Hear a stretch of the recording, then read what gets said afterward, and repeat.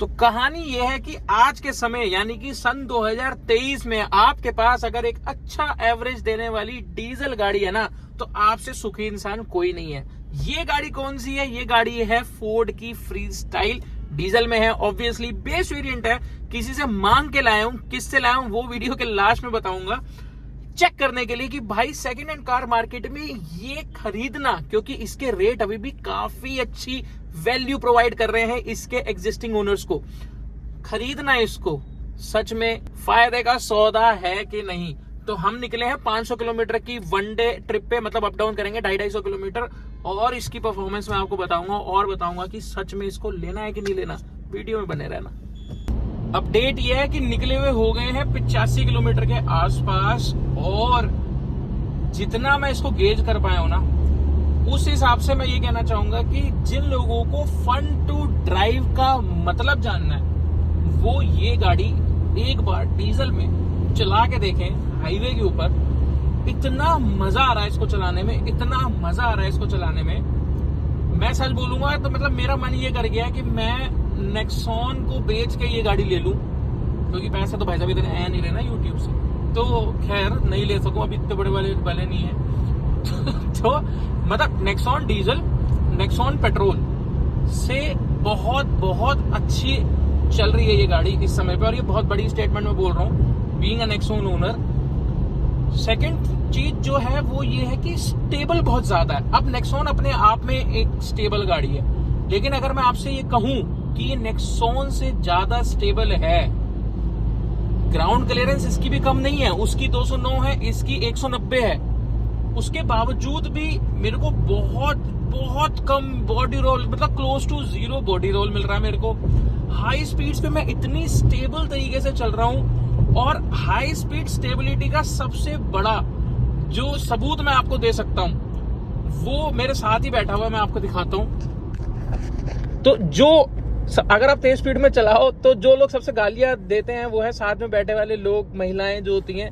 तो इनसे पूछते हैं कि आपको क्या स्टेबल लग रही है ये गाड़ी? मुंह छुपा लेना बाद में, पहले बता दो, थोड़ा सा फीडबैक दे दो। मुझे कुछ नहीं पता यार, नहीं बताना स्टेबल लग रही है कि नहीं लग रही? हाँ लग रही है, सब सही है। मतलब हाई स्पीड पे जब मैंने आपको बताया कि 140 पे है हम, तो आपको क्या डर लग रहा था? क्या थी सिचुएशन उस समय पे?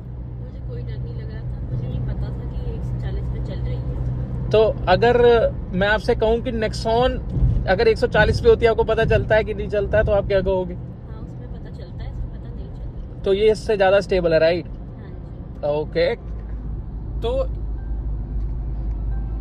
तो ये देख लो, ये मतलब इससे बड़ा सबूत मैं आपको नहीं दे सकता। ये है बेस्ट इवैल्यूएटर्स, जो महिलाएं हैं वो बेस्ट इवैल्यूएटर्स हैं। तो ये कहानी अब तक, बाकी अपडेट आपको एवरेज का भी लास्ट तक देता हूँ। कहानी है, खाना पीना खा लिया, 150 किलोमीटर चलने के बाद मुझे तरस आ रहा है। तरस किस पे आ रहा है? तरस आ रहा है दो लोगों पे। पहला तो वो बंदा जो पिछले 20 किलोमीटर से मुझे ओवरटेक करने की कोशिश कर रहा था, लेकिन कर नहीं पाया। जीप कंपस थी, तो भाई बड़ी एकदम थू टाइप की है। और दूसरा आ रहा है मुझे इस गाड़ी के पुराने बुद्धिजीवी ओनर के ऊपर, क्योंकि यार ऐसी गाड़ी बेच देना मतलब कोई सेंस ही नहीं बनता, कोई सेंस ही नहीं बनता। तो बहुत बहुत तरस आ रहा है। बुराइयां भी होंगी कुछ गाड़ी में, ऑब्वियसली आपके बात है, तो बुराई भी बताते हैं, बुराइयों के बारे में बात करते हैं गाड़ी की। आगे चलते हैं, डेस्टिनेशन पे भी तो पहुंचना है। तो बुराइयों की बात करूं तो बुराई आ जाती है इस गाड़ी की, वो है कॉन्फिडेंस, जो सबसे बड़ी बुराई मैं कहूंगा। और कॉन्फिडेंस नहीं, इस गाड़ी के अंदर ओवर कॉन्फिडेंस है। मतलब जो बंदा इस गाड़ी को चला रहा होगा उसके अंदर ओवर कॉन्फिडेंस रहेगा। वो भाई बिना बात के हाई स्पीड्स करेगा, क्योंकि इसको चलाने में बहुत मजा आता है। मना ये बिल्कुल भी नहीं करती। चाहे आप 160 पे हो तब भी आप हल्का सा पंजा प्रेस करोगे तो वो 170 की तरफ बढ़ जाएगी। 5th गियर पे हाईवे पे आपको बहुत ज्यादा मजा आएगा इस पे, क्योंकि 60 से 160 तक एक ही गियर में आपको इतना छटा है, लेकिन वो जो लास्ट गियर है वो बहुत सपोर्टिव है।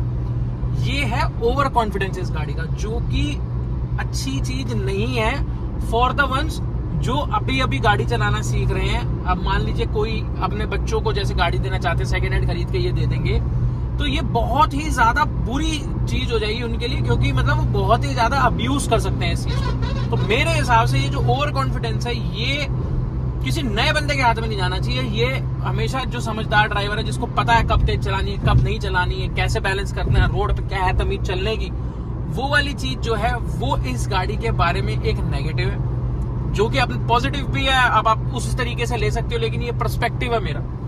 दूसरी चीज, इस गाड़ी का ना जितनी अच्छी इस गाड़ी की परफॉर्मेंस है उतना ही गंदा इसका हॉर्न है। मुझे नहीं पता इस पर्टिकुलर गाड़ी का है या फिर ये सारे ऐसे फटे आवाज से ऐसे, जैसे मतलब कहते हैं वो कौन सी हीरोइन थी वो। हाँ, तो इसका हॉर्न जो है वो रानी मुखर्जी जैसा है, मतलब फटाक सी आवाज है इसकी। अब आई डोंट नो, हो सकता है इसी की खराब हो, हमको सही करानी पड़ेगी। इसके अलावा एक चीज और है, अगर ये गाड़ी बाई चांस आपसे बंद हो जाए, बाई चांस आप हायर गियर में हो, गाड़ी बंद होगी, तो ये गाड़ी स्टार्ट नहीं होगी जब तक आप गाड़ी का इग्निशन वापस बंद करके और उसके बाद ऑन नहीं करते। जो फोर्ड वाले ओनर है, फ्रीस्टाइल के ओनर है, फोर्ड फिगो वाले, उनको ये बात पता होगी। लेकिन अगर आप कोई नया बंदा है जो उस गाड़ी को चला रहा है और उससे गाड़ी बंद हो गई और वो सेल्फ उसकी बात ही सेल्फ मारने की कोशिश करता है गाड़ी के अंदर, तो ये गाड़ी स्टार्ट नहीं होती, वैसे मना कर देती है। ये आपको बंद, आप घबरा जाओगे क्या हो गया, ऐसा कुछ नहीं, गाड़ी खराब कुछ नहीं है। एक बार आपको इग्निशन ऑफ करके पूरा, उसके बाद वापस ऑन करके स्टार्ट करोगे तो वो स्टार्ट हो जाएगा, उसमें कोई परेशानी आपको नहीं आएगी। इसके अलावा हेडलैम्प की थोड़ी सी परफॉर्मेंस आपको लो दिख सकती है,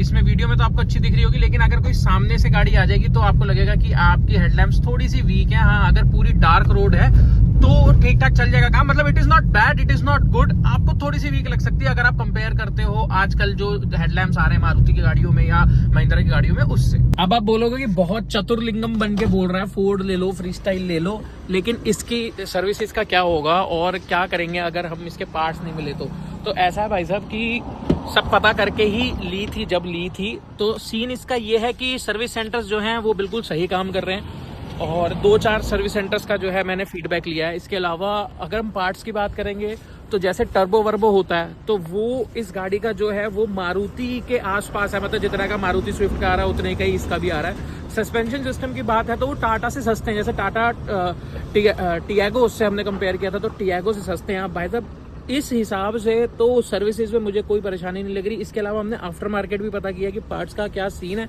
और आफ्टर मार्केट में भी बहुत आसानी से अवेलेबल हैं, तो इस केस में भी आप निश्चिंत रहो, हमने कर लिया रिसर्च। तो जी टेस्टिंग का दूसरा दिन है और हम लोग 410 किलोमीटर के आसपास चल चुके हैं। 21.8 की एवरेज दिखा रहा है, जिससे मैं बहुत ज्यादा खुश हूँ। और हम जब पहुंच जाएंगे डेस्टिनेशन पे तो टोटल किलोमीटर्स भी बताएंगे और आपको टैंक फुल करके भी बताएंगे कि टैंक टू टैंक कितनी माइलेज दी, जो कि इसका एकदम मतलब आप अगर इसकी माइलेज सुन लोगे जब हम टैंक टू टैंक निकालेंगे तो आप कहोगे भाई ये तो लेनी ही पड़ेगी क्योंकि डीजल तो खत्म ही हो गया मार्केट से।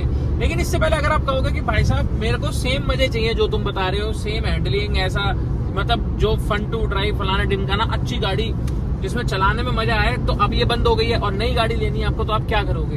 तो ऐसा नहीं है, आपके पास अभी भी ऑप्शन नहीं है। आपके पास मार्केट में एक ऑप्शन है जो कि हम लोग रिसेंटली चला रहे थे 3-4 दिन पहले, जो कि है XUV 300 GRD। तो GRD जो है वो नॉर्मल पेट्रोल इंजन में भी आती है, जो आता है XUV 300 का, वो भी काफी अच्छा है। लेकिन एक GRD इंजन के साथ इन्होंने XUV 300 लॉन्च की है। दिखने में तो खैर क्या उसमें रेड इंसर्ट्स डाले हुए हैं, वो सब चीजें, इंटीरियर थोड़ा सा ब्लैक किया हुआ है, लेकिन उसको चलाने में जो मजा है, मतलब ये लगा लीजिए कि वो 21 ही होगी इससे। तो अगर आपको कोई नई गाड़ी चाहिए और ऐसा फन टू ड्राइव वाला नेचर चाहिए और मजेदार, जिसको आप मतलब खींच सको, खींचते रहो और इंजन कहता रहे हाँ जी बहुत ताकत है, खींचते रहो, वो आपको उसमें मिलेगी। अब पेट्रोल में आपको बस ये है कि माइलेज जो है वो अगर आप खींच के चलाओगे तो 8 का ही देगी।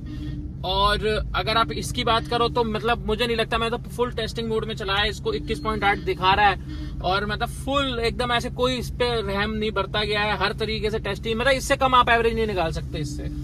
तो इस हिसाब से मैं आपको कह रहा था कि बहुत ही तगड़ा वैल्यू प्रोपोजिशन है ये।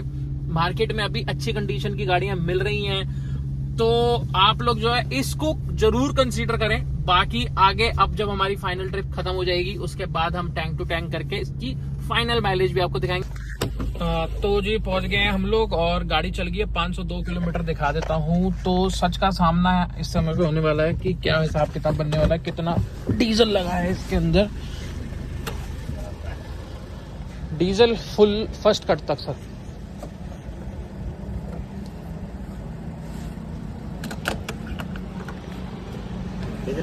Diesel full first cut. Zero देख लिया हमने, हो गया